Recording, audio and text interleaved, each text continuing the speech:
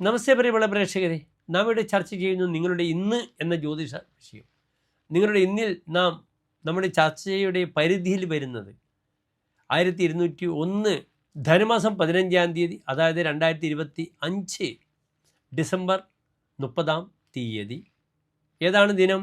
മംഗളവാരം, ചൊവ്വാഴ്ച. ഇന്ന് ചൊവ്വാഴ്ചത്തെ സൂര്യോദയം 6:47 അസ്തമയം വൈകിട്ട് 6:07 തൃശ്ശൂരിൽ. ഇന്നത്തെ രാഹുകാലം നിങ്ങൾക്കറിയാം, 3 മുതൽ 4:30 വരെയുള്ള സമയമാണ് ഉച്ചയ്ക്ക് ശേഷം. നാം ശുഭകാര്യങ്ങളൊന്നും രാഹുകാലത്ത് അനുഷ്ഠിക്കാറില്ല. ഇന്നത്തെ ദിനത്തിൻ്റെ ഒരു പ്രത്യേകത എന്താണ്? ഇന്ന് കാലത്ത് 7:45 വരെ ദശമി തിഥി കഴിഞ്ഞാൽ പിന്നെ ഏകാദശിയാണ്.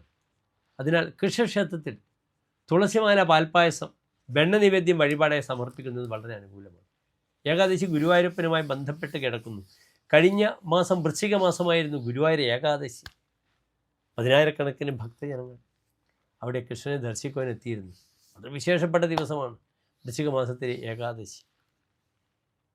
ഇന്നും ഏകാദശിയാണ്. എൻ്റെ പ്രിയപ്പെട്ട പ്രേക്ഷകർക്ക് ഗുരുവായൂർ അമ്പലത്തിലോ അപ്രകാരമുള്ള ശ്രീകൃഷ്ണ ക്ഷേത്രത്തിലോ വെണ്ണ നിവേദ്യം, തുളസിമാല, പാൽപ്പായസം വഴിപാടായി സമർപ്പിക്കാം ഭഗവാന്.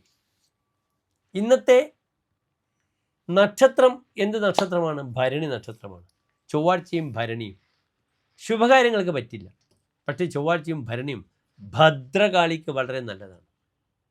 മേടൻ രാശിയാണ്, ഭദ്രകാളിയാകുന്നു ചൊവ്വാഴ്ച. അതിനാൽ നന്നായി ഭദ്രകാളി മന്ത്രം ജപിക്കണം.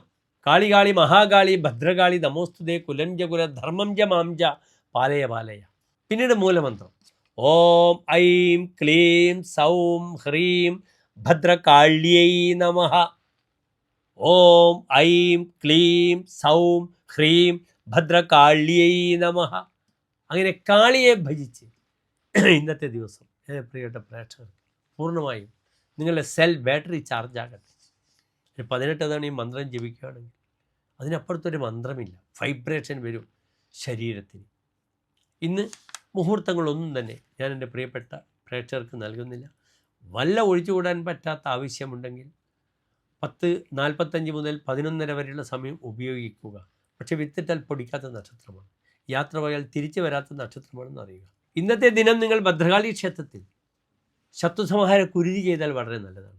നാളികേരം കൊണ്ട് മുട്ടറക്കൽ ചെയ്താൽ വളരെ നല്ലതാണ്. രക്തപുഷ്പാഞ്ജലി, കടുംപായസം ഭഗവാന് ദേവിക്ക് സമർപ്പിക്കുന്നത് വളരെ നല്ലതാണെന്ന് അറിയുക. എല്ലാ പ്രിയപ്പെട്ട പ്രേക്ഷകർക്കും ശോഭനമായ നല്ലൊരു ഇന്ന് പ്രാർത്ഥിക്കുന്നു. നന്ദി, നമസ്തേ.